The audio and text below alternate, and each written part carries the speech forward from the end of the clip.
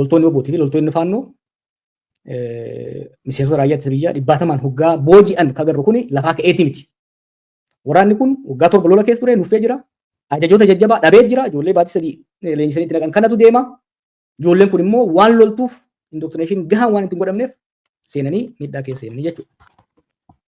So lolli keessattuu waraansi naannoo Oromiyaa fi naannoo Amaaraa keessatti godhame kun miidhaa fidee lolli dheerachuun immoo waliigala exhaustion keessa geessee jira jechuudha. So waliigalatti humni waraanaa Itoophiyaadha. Keessattuu humni lafoo sadarkaa biyya ollaa tokkoon wallolee lafa ollaa tokko qabatee ittisee ittiin deemurra jiraachuun isaa hedduu shakkisiisaadha. Humni lafoo amana laaffatee kanaafuu humna qilleensa halaallu. Abiyyi amma kaadrota walitti qabee hoggaa haasa'u yeroo baay'ee even baaktuwalii paarlaamaa irratti illee dubbata. Nuti lola jaarraa dabaree lollu lola ammayyaa lollaadha. Wanni inni ittiin dhaadatu olaantummaa humna qilleensaati. Dhugaadhaa waraanni Itoophiyaa raayyaan ittisa biyyaa Itoophiyaa olaantummaa humna qilleensaa qaba kan warra Eertiraatirra. Dirooniinis bara ammaa kana keessatti bara ammayyaa kana keessatti lola godhamu irratti dhiibbaa guddaa godhamtu addunyaan hundi kan irratti walii galu jechuudha. Garuu waan mootummaan kun uummatatti waan jirree jira. Tokko humni qilleensaa Eertiraa akka amma dabballeen haasoftu kanaa miti. Torban dabree yoo agartan hoogganaan RSF kan Suudaan sun waan dubbate qaba. Gaafa lolli Suudaan dhoowwu xayyaaronni Suudaan akka jirutti asmaraa jiru jechuudha. Xayyaaronni lola kana keessatti hirmaachuun isaanii oola. Lammaffaa gaafa lola Tigraay dhugaadhaa biyya olaantummaa diroonii qabaachaa ture. Amma diroonii biyyaa miti shiftaan illee diroonii argachuu eegalee jira. Yoo yaadattan amma humnoonni daldala seeraa ala irratti hirmaatan kaarteeliin kookeenii adda addaa nagadan kun biyyoota Laatin Ameerikaa keessa jiran diroonii bifa adda addaatiin fayyadamaa jiran. Kanaaf dirooniin qofa qaba kan jedhu sunillee of eeggannoo guddaadha gaafata. Dirooniin bakka adda addaa jira. Kana eeguun barbaachisaadha. Qabxiin biraa ani gad jabeessee dubbachuu barbaadu haga feete olaantummaa qilleensaa yoo qabaatte humna lafoo cimaadhaan ala lola fiduun lola mo'achuun amansiisaa natti fakkaatu. Fakkeenya lamaa sadii isinii kaasuu hin danda'a. Fakkeenyaaf Yemen yoo fudhattan bara 2015 irraa kaasee waggoota afuriif biyyoonni ciccimoon Suudii fi Imiraat halkanii guyyaa qilleensaa itti roobsaa turan. Ifa ta'ee dadhabanii keessaa ba'an jechuudha. Kanaaf diroonii qofa abdatanii takka humna qilleensaa qofa abdatanii lolatti deemuunis booda salphina fiduu akka danda'u of eeggannoo gaafata. Tigraay illee qofa abdan taate Abiy olaantummaa diroonii qabaatee miidhaa guddaa yoo geessises fakkeenya yoo yaadattan Nooveembar 2020 hogga lolli eegale yeroo gabaatu mo'atuu danda'ee ture meeshaa qaban harkaa dha'ee. Riphee loltummaatti deebi'anii tarkaanfii fudhatanii garuu dirooniin bu'aa buusuu hin dandeenye. Kanaaf kanas hubannoo keessa galchuun barbaachisaadha. Dhimmi lammataa waa'ee waraanaa hoggaa yaallu keessattuu hoggaa yaallu waa'ee waraanaa biyyoota lama hoggaa yaallu qabxiin lammataa of eeggannoodhaan yaadamuu qabu hiriiraa fi hariiroo humnaa takkaa guuza lola kana keessatti hirmaachuu danda'an. Lolli kun kan asirratti akka qayyibatattan hin barbaada. Lolli kun lola biyyoota lamaa qofa interstate war qofa ta'uu hin danda'u. Lolli bara 1998 Shaabiyaa Wayyaanee jidduutti godhame lola biyyoota irra jireessatti lola biyyoota lamaa ture. Deeggarsi haa jiraatu malee deeggarsa lafa jalaatti kan godhamaa ture bifa adda addaatiin. Lolli primarily lolli baadimmee jedhamee beekamu sun raayyaa ittisa biyya Itoophiyaatii fi raayyaa ittisa biyyaa Eertiraatu wal waraanaa ture. Lolli waggoota kurnan asaanaa kana keessatti addunyaarra godhamaa jiru lola akkasiiti miti. Lola guuza dho'isaa qofaan osoo hin ta'in ifatti humnoonni adda addaa keessatti hirmaatani. Qaama Itoophiyaa fi Eertiraa kan hoggaa laalle lola bifa sadi qabu. Lola sadarkaa sadi qabu godhamu deema. Tokko kallattiidhaan mootummaa Eertiraatii fi mootummaa Itoophiyaa yookiin waraana Abiyyi fi waraana Isaayyaas jidduutti godhamutu jiraata. Lammaffaa Itoophiyaa keessatti yeroo ammaa riphee loltoonni humna waraanaa guddaa qaban. TPLF, Faannoo fi OLF. Waan jiraniif lola kana keessatti gariin kallattiidhaan ifaan ifatti gara Eertiraa lolanii kan seenan humnoonni Tigraay garas akka deemaa jiraniif. Warri ifattuu warra Eertiraa wajjin hin dhaabanne immoo carraa raayyaan ittisa biyyaa naannolee keessaa bahuu sanitti fayyadamanii haleellaa mootummaa irratti geessan waan cimsaniif naannee qaama lola kanaa ta'uu jechuudha. So it will have an intrastate war. Interstate war akka biyyoota lamaatti intrastate yookiin immoo domestic warfare qabaata ribeeloltootaa fi mootummaa jidduu. Kan sadaffaa immoo regional war lola naannoo gaanfa Afrikaatti ta'a. Fakkeenya tokko ni kenna. Sudaan amma yoo fudhattan milishaa warra RSF fi humna raayyaa ittisa biyyaa bakka lamatti dhoohee wal lolaa jira. Achi keessa kilooxoorii tokko moo lama humni Tigraay jira. Gama warra Eertiraanis hirmaannaan akka jiru himamaa. Warri Ijipti gara qilleensaan deeggaraa jiru. Itoophiyaanis dhiyeessii meeshaatiin gargaaraa jirti jechuudha. Gaafa lolli Eertiraa fi Itoophiyaa dhoohe Sudaanii fi Itoophiyaa jidduu daangaan hin jiraatu. Humnoonni kun walitti makamu jechuudha. Walitti gabbaqaqa. Kallattiidhaan humnoonni sadan keessatti wal lolaa jiranii fi humnoonni Eertiraa humnoonni Itoophiyaa walitti banamanitti lola yoo xiqqaate humnoonni qaama 4-5 ajajaman. Hameeti, Burhaan, Isaayyaas, Abiy, Marroo, Dabratsiyoon fi Zammana fa'aa of keessaa qabutu hirmaachuu ta'a jechuudha. I want you to understand the enormity of the complexity that will come with this. So, kan hubachuun barbaachisaadha. Kana boodaan immoo warra afran shanan kana boodaan immoo warra ulee ergisuutu dhufuu ta'a. Gama Itoophiyaatiin Emiraat shakkii malee deeggarsa itti fufti. Gama Eertiraatiin Ijipt shakkii malee hirmaannaa arraa argaa jirtan. Suudiilleen kallattiilleen ta'uu baatu duubaan turti jechuudha. Akkasuma akkasiin bal'isaa deemuu dandeenya jechuudha. So hiriiraaf hariiroo amma deemaa jiru kuni ka akka amma Abiifaa dhiyeessanitti Eertiraan xiqqittiin kophaa isii nu dura dhaabattu osoo hin taane lola gandii hundi guuzatti wal yaamee wal afuufuuf taa'u akka ta'e hubattanii akkatti deemtaniif. Qabxiin biraa akka hubattan barbaadu lolli kun lola daangarraa amma akka itti dhiyeessaa jiran akka lolli kun Eertiraa keessatti akka daangaa Eertiraa irratti godhamu deemutti fudhatan. I believe that's a mistake kun dogongora.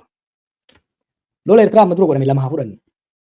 Lolli zamana Haayile Sillaasee fi Dargii godhamaa ture Eertiraa keessatti, Naakfaatti, Afabat keessatti, Masawwaatti godhamaa ture. Daangaa gammoojjii Eertiraa keessatti godhamaa ture jechuudha.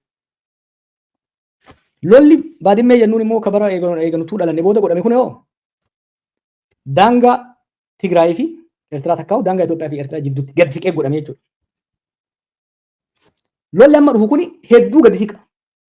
Raayyaa gaditti yoo inumaatu gara Abbaayitti siquu baate raayyaa gaditti eegalaa jechuudha kun. Walloo irratti eegalaa jechuudha. Maaliif raayyaan ittisa biyyaa bara Dargii hanga Eertiraatti to'annoo waan qabuuf loltoota Eertiraa Afabatii fi Saawwaa keessatti haleeluudhaaf kan hirmaachaa ture. Bara Mallasaa immoo baadimmee Shiraaroo Buree irratti kan lolaa ture. Bara kana Tigraay keessaan dabree loluu hin danda'u. Maaliif Tigraay gara kaan fudhatti? Carraan Eertiraa bira ga'uutti hin danda'u gara lama qofa. Yoo akka yaadan kan humna Tigraay guutuutti daakanii bira dabran sun waan walaalamu ta'e gara Affaarinii fi gara Matammaatiin gara daangaa Sudaanii. Akkuma isin jee gama Sudaaniin lolli jiru sun san laafaa hin godhu. Gara Affaar kanaan immoo haalli qilleensaaf teessumni lafaa Itoophiyaadhaaf kan anja'u akka hin taane warri lola 1998 irratti hirmaatan loltootas warra siyaasaas hedduu isaanii dubbiseen jira akka malee ulfaataadha. Ho'isaas haalli qubsuma lafaa isaatis laaftutti amma yeroo baay'ee faarsii bultoonni tokko tokko lafa qalloo asab gabbuutti san laalanii fiiganiituma waan bishaan seenuu danda'an itti fakkaata. Lola 98 akka ulamaa godhame lola baadimmee jedhamee yaamu kana keessatti waraanni Itoophiyaa lakkoofsa guddaan kan wareegame gara Buree kanarratti jechuun gara Affaariin godhamu kanarratti. Bakki injifannoon guddaanis ittiin argamin boodallee araaraan waliigaltee Aljarsiin akka dhumu shoora taphate keessa gara Affaar kanaan waan ta'eef achiin dhiibuun baay'ee rakkisaa waan ta'uuf lolli kuni gadi siqee akka lolamu hubachuun barbaachisaadha. Guuza biyya biroos akkuma isin jedhe lolli yeroo ammaa biyyoota adda addaatti godhamu kun lola biyyoota lamaa qofa isaan taane kan biyyoonni hedduun keessatti akka hirmaatan ta'uu isaati. Kanarraa ka'uudhaan dheerinni fi injifannoo kan murteessuu danda'u akka amma namoonni keenya jedhan loltoonni Shaabiyaa dulloomaniiru lakkoofsi uummata isaanii xiqqaadha lafti isaanii xiqqaadha bifa jaaniin miti bara ammaa kana. Yaman keessatti huutiin wata kan qabdu. Garuu waggaa dila kana humna dila kana dura dhaabachuu kan dandeesseef maal? Guuza Iraanii qabaachaa turte jechuudha. Iraan keessatti Sudaan keessatti humnoonni lamaan sun kophaa isaanii odoo lolan taate gareen tokko silaa qaatamu watee bira dabre. Garuu uleen gamaa gamanaa ergifamu ka dadhabe akka jabaatu ka jabaate akka laaffatu waan godhuuf lola dheeressuu keessatti shoora guddaa qaba. Qabxiin biraa waa'ee lolaa waggaa haasofnu hubachuu qabnu haala hawaasummaadhaati. Deeggarsa hawaasummaa lolli sun qabaachuu danda'u. Lolli keessattuu lola biyyoolessaa sadarkaa biyyaatti waggaa godhamu loltuu jiruuf hamilee kennuudhaaf loltuu haaraa dabalachuudhaaf leeccalloo takkaa'uu qabeenya lola saniif barbaachisu maddisiisuudhaaf ummata hamilee lolaa qabu qabaachuudhaaf eegsisa. Haalli Itoophiyaa keessa amma jiru kun kanaaf ni anja'a. Eertaa keessa jiru maal fakkaata jedhu ilaaluun barbaachisaadha. Bakki irraa ka'uu qabnu seenas sababa lolaa. Cause of war. Dongorri guddaan Abiifaa godhan asirraa ka'a fakkeenyaaf. Ifattis keessanis kan dubbatan maali? Lola kana kan goonu asab fudhannaani. By nature gaafan dhaqeen lafti sun ta'ee nuti maali sun waan biraa ta'ee osoo jiru bakka hawaasa Eertiraa teessee waggaa ilaaltu immediately gaafii walabummaatii fi gaafii jiraachuu dhabu dhiyaate jechuudha. Kun Isaayyaasiif kennaa guddaa ta'e. Kanaaf gaafii isaa gaafii lolli kun lola wal dhibdee anaa fi Abiyyi miti, lola wal dhibdee dhimma biraati miti.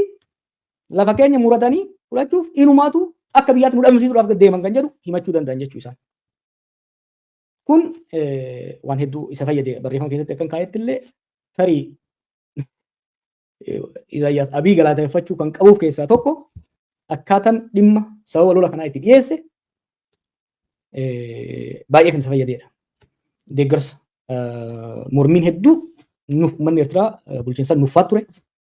Mormiin biyya alaa kanatti akkuma beektan keessa ture daasporaan beektanii warri Birgeed Ahmaduu jedhan kun dachi dhiphisaa ture. Amma sun hundi dhaamee even warri argaa jaarsaan barbaannee fi bifuma kamiinuu isa balleessuudhaaf qabsaa turan amma cinaa hiriiruu danda'anii jiran jechuudha. Ilaalcha hawaasaa Itoophiyaa fi Eertiraa wal bira yoo ilaalle dhimmi isaa dhugaadha. Itoophiyaa keessatti ajandaa hedduu hawwataa ture. Dhimma Abbaayitti aansee dhimma laga Mormoritti aansee ajandaan guddaan uummatoota silaa ittiin sochoosuu danda'amu. Kabara 1997 takkaa'u 2005 mormitoonni warri Qinijjiitii sun Ihaadeeg ittiin mo'atan tokko keessaa tokko dhimma asab ture. Garuu ajandaan tokko yeroo hunda gatii qabaata jechuu miti. Akkuma meeshaan tokko yeroo hunda gabaa irratti gatii qabaata hin jedhamne gatii qabaata jechuu miti. Haalli Itoophiyaa keessaa amma jiru tokko wal waraansi yeroo dheeraa waggaa 7 kun uummanni waa'ee lolaa kan dhageenye maaliif lolli kun duuti mana nama hundaa akka seenu godhee jira. Kufaatiin diinagdee immoo lolaan waan wal qabateef namni mana manatti daabboo waan dhabee jiruuf lolaa dhagahuun barbaadu. Haga fedhe asaba yoo barbaade bahee galuu waan hin dandeenyeef ijoollee isaa waan nyaachisuu waan hin qabneef dhimmi lolaa ajandaa isaa ta'uu hin dandeenye. Dhimmi lammataa komii sabummaa. Akkaataan jarri OPDO kun mootummaa Oromoo jedhanii ittiin ooffatan ololli isaan geggeessan Oromoo jala dhokachuudhaaf sochiin isaan godhan kun uummata kaan kan qopheessee fi kan dhiibedha. Irreecha irratti wanti godhan fakkeenyaaf.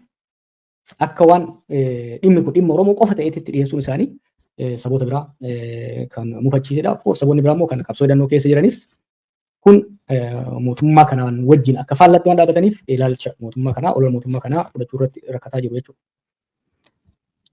Gama Eertiraatiin seenessi Abiy dhiyeesse kan mootummaa san tajaajila ture. Yaadannoon seenaa kaleessa historical memory.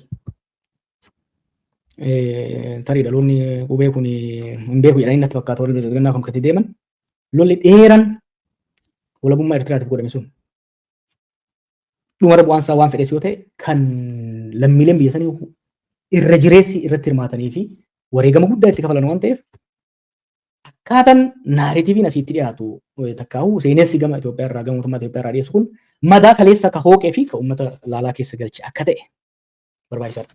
Kanaaf gama Eertiraatiin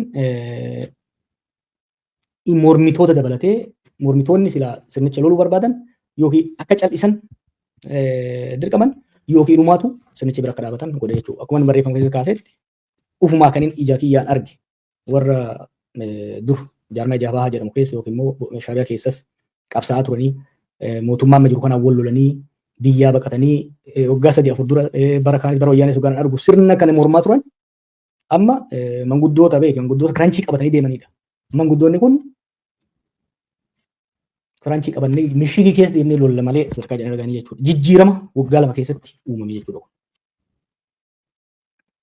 Maaliif kana jaa faarsii bulaan tokko fi Abiyyis dabalatee akka waan uummanni Eertiraa ililchee bulchiinsa Isaayyaas kan waggaa 30 maalii kan waan ifateef ililchee waan isaan simatu fakkeessanii wanni geessan kun doongoraa uummata doongorsiisuu hin qaban jechuudha.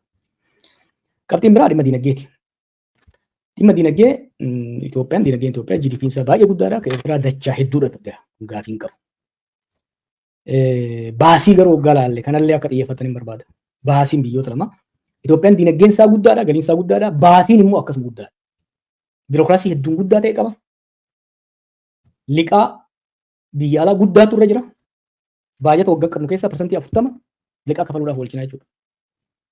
San bira dabre immoo caasaan Ihaadeeg irraa dhaalame kan amma jiru kun kan itti amanee hogganaattis ta'e paartii itti amanee achi keessa jiru osoo hin ta'in kan dalagaadhaaf jecha qofa achi keessa jiru waan ta'eef gaafa galiin keessaa hir'ate kan biyyaa fi sirna ganu ta'uu hubachuun barbaachisaadha. Malaammaltummaan sirna guddaa ta'e itti fufuun immoo mataa isaatiin qabeenyi biyyaa harki guddaan waan mootummaan barbaaduuf osoo hin ta'in waan namoonni dhuunfaa barbaadaniif waan ooluuf kunis gaaga'ama mataa isaa qaba jechuudha. Gama Eertiraa fudhannu akkuma reefu jee maallaqni gatii galiin isaanii baay'ee xiqqaadha. Tokko 20ffaa Itoophiyaa yoo ta'edha GDP'n isaanii. Garuu baasiin isaanii xiqqaadha. Loltoonni isaanii achi keessa jiran kan mindeeffaman lakkoofsaan baay'ee xiqqaadha. Irra jireessi naashinaal sarviisiin kan achi keessa jiran jechuudha. Malaammaltummaan baay'ee xiqqaa jira. Kanaaf maallaqni mootummaan lolaaf oolchuu barbaadu takkaa'uu hojiirra oolchuu barbaadu irra jireessan akka Itoophiyaatti kan qisaasamu osoo hin ta'in kaatamu osoo hin ta'in lolarra akka oolu ta'uu barbaachisaadha. Liqaan qaban ofirra. Liqaa yoo jiraate baay'ee xiqqoodha jechuudha. Kan dippiloomaasii laalaa adeemu gama dippiloomaasiitiin Itoophiyaan waggoota 20 bara 2000 irraa kaasee hamma 2008tti absoluutli doomineet goote Eertiraa. Eertiraan gaanfa Afrikaattis, Afrikaa keessattis, addunyaattis akka moggeeffamtu, akka dhiibamtu, qoqqobbiin adda addaa akka irra kaayamu gootee olaantummaa irratti argattee turte jechuudha. Hamma Igaad keessaa bahutti geessee jechuudha Keeniyaan bara san keessa. Baroota torban kana dippiloomaasiin Itoophiyaadhaa laaffataa, dippiloomaasiin Eertiraa immoo wayyaa'ee dhufe. Dippiloomaasii biyya tokkoo takkaa'u dhageettii dippiloomaasii biyya tokkoo wantoonni cimsan, wantoonni jabeessan. Biyyi takka humna dippiloomaasii guddaa qabdi, dhageettii dippiloomaasii guddaa qabdi. Yookiin akka horattu kan isii taasisan wantoonni gurguddoon tokko cimina waraanaati. Cimina waraanaatii fi tasgabbii keessoo strong security. Tumsa loltummaa, tumsa waraanaa, tumsa nageenyaa asii wajjin horachuudhaaf. Keessattuu Itoophiyaatti biyyoonni lixaa yeroo baay'ee Itoophiyaa wajjin hariiroo kan tolfatan Itoophiyaa wal ta'anii naannoo san tasgabbeessuudhaaf. Hamma barootaas dhiyootitti Itoophiyaan anchor state madda tasgabbii waraanni ishii bira dabree Suudaan kibba, Suudaan gudditti, Koongoo, Laayibeeriyaa deemee nagaatti eegsisaa ture akkuma yaadattan. Tokko dhimma waraanaati. Lammaffaa dhimma diinagdeeti. Yoo diinagdeen biyya tokkoo saffisaan guddataa jiraate, yoo haalli biyya san keessaa tasgabbiin biyya san keessaa investimantiidhaaf gaarii kan ta'u taate biyyoonni si wajjin daldaluudhaaf biyya kee keessatti lammiileen isaanii kubbaaniyaaleen isaanii dhufanii akka dalaganiif hamileedhaan hariiroo dippiloomaasii cimsanii jechuudha. Waggoota torban darban Itoophiyaan maaliif agarre? Sababa waraansa keessootiin waraanni raayyaan isa biyyaa laamshaa deeme. Ammas lolli biyya keessaa bal'atee waan deemeef humna itti hidhatanii, itti firoomanii nagaa ofii eegsan osoo hin ta'in biyya ifiifuu nagaa ofii eeguu hin dandeenye taate jechuudha. Gama diinagdeetiin sababa lola kanaatiin diinagdeen akka malee laamsha'uu irraa kan ka'e investimentiin dheessaa malee dhufaan jiru. Waan tokko kana yeroo baay'ee ajaa'ibe even warri Chaayinaa Itoophiyaa dheessaniiti kan deemaa jiran jechuudha. Kun gama dippiloomaasiitiin Itoophiyaadhaaf haala hedduu rakkisaa akka ta'e beekuun hubachuun barbaachisaadha. Gama Eertiraa immoo waggaa laalle waggaa 20 erga qoqqobbiin irra taa'ee moggeeffaman booda yeroo Abiy aangootti dhufu gargaarsa isaatiin tumsa isaatiin qoqqobbii san keessaa ba'anii gara hawaasa addunyaatti makamuu danda'an.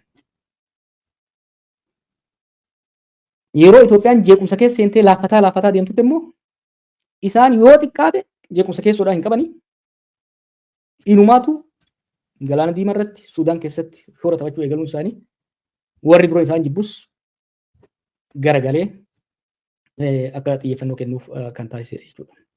Dippiloomaasii Itoophiyaa reefu waa'ee dinagdee isinii kaaseetiin jira. Wal waraansi laaffisuusaa. Dhimmi biraa kan warri ministeera Haajaa Alaa keessa jirtan ragaa naa baatan jedhee yaadadha. Waggoota darban kanatti ministeerri Haajaa Alaa Itoophiyaa akka malee fooriin ministeerii akka malee laaffate. Maaliif? Hojiin isaa waajjira muummicha ministeeraatiin fudhatame. Imaammanni we don't even have a foreign policy barreeffamee qophaa'ee kan itti kennamu jiru. Ambaasaaddaroonni kana ammallee ragaa naa baatu jedheen jira. Ambaasaaddaroonni biyya alaatirraa waggaadhaan ni deebi'u leenjiidhaaf. Leenjiin isaaf ni kennamu garuu madammarii barsiifamu kooriidarii ilaaluudha. Waa'ee imaammata Itoophiyaan gaafa Afrikaatti imaammata akkamii hordofti? Biyyoota Arabaa irratti imaammata akkamii hordofti? Dhimma addunyaa irratti imaammata akkamii hordofti? Kan jedhu kan barraa'ee qophaa'ee dippiloomaatoonni ittiin leenji'an jiru.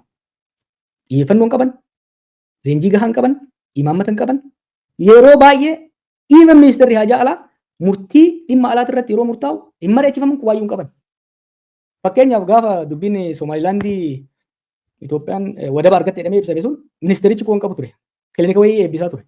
Ambaasaaddaroonni maqaan dha'u ambaasaaddaroonni gurguddoon garii miidiyaa irraa argan garii an bilbilee odeeffannoo irraa argachuuf hoggaan gaafadhu qubaan qaban turan jechuudha. So ministeerri Haajaa Alaa hojiin dippiloomaasii Itoophiyaa akka malee laaffate. Hojii dippiloomaasii dippiloomaatotaa fi ministeera Haajaa Alaa irraa fudhachuudhaan waajjira muummicha ministeeraatti geeffame. Kun immoo rakkoo ofii mataa ofii uummate. Abiy dhuunfaadhaan hogganoota hedduu wajjin walitti bu'e. Takka ni arrabse, takka ni sobe. Yeroo ammaatti yoo namicha imaraat ta'e malee hogganaan tokko fayyaa isaan wal qabu hin jiru. Kun hariiroon hogganoota jidduu jiru kunis dippiloomaasii Itoophiyaa hedduu dhimmiidha jechuudha. Kanaaf lolli yoo ka'e Eertiraa fi Itoophiyaa gidduutti guuzni dippiloomaasii guuza waraanaa arlii dubbannee jirra. Guuzni dippiloomaasii garam deema? Gara kam deema ka jedhu tilmaamuu ni danda'ama. Fakkeenyaaf erguma Abiy dhaatatu eegale biyyoonni gurguddoon Ameerikaa fi Ingiliziin akeekkachiisa Itoophiyaadhaaf kennan. Kun waggaa 7-8 dura, even waggaa 5 dura hin yaadamu ture. Kalees kan maxxanse tokko agartan manni marii nageenyaa UN kan Raashiyaan pirezidantii itti taate. Iyyannaa Abiy dubbiin ulaalaa jedhee himannaa Abiy Eertiraa irratti geeffate hin dhaggeeffannu jedhee dide.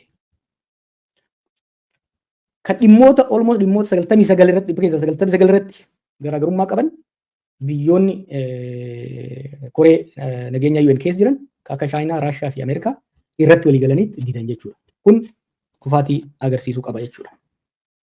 Dhimma dippiloomaasii waggaa kaafnu shoora Masrii immoo gadi hir'ifnee ilaaluu hin danda'u qabu. Isaan duubaan Suudiin.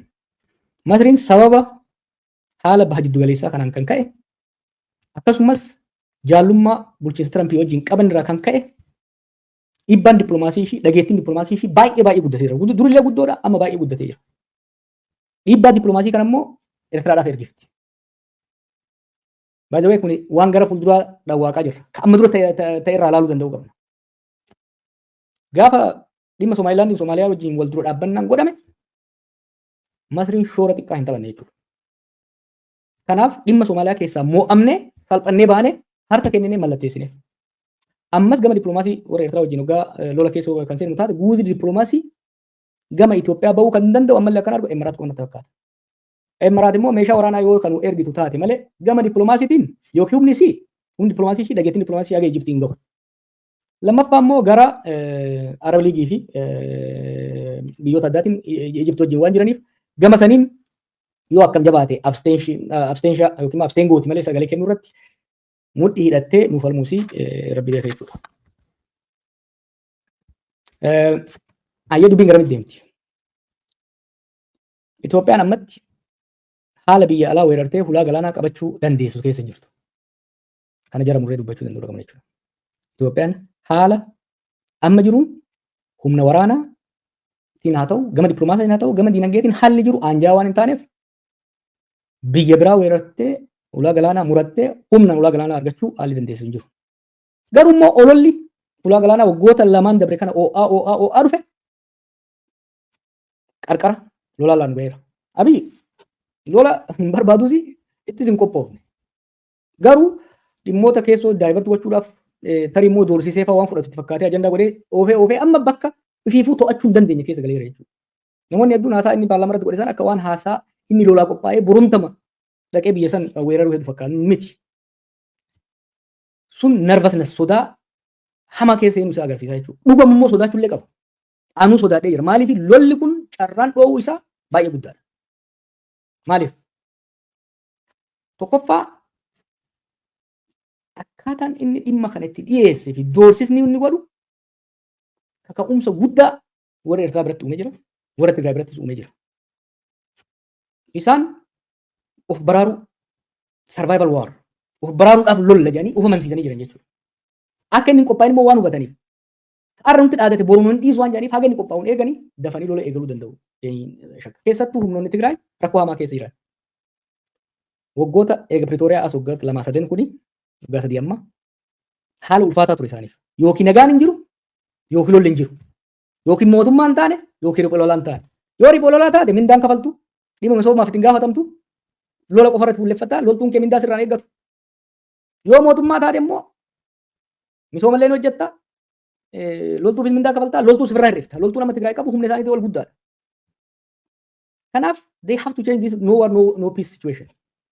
Dhiibbaa keessoo isaan irra gahaa jiru kana keessaa bahuudhaaf lolatti deemuuf dirqamuu danda'u. Kanarraa kaanee wanni ilaaluu dandeenyu haalli amma wal dura dhaabbannaa kun yeroo gabaabaa keessatti gara lolaa deemuudhaaf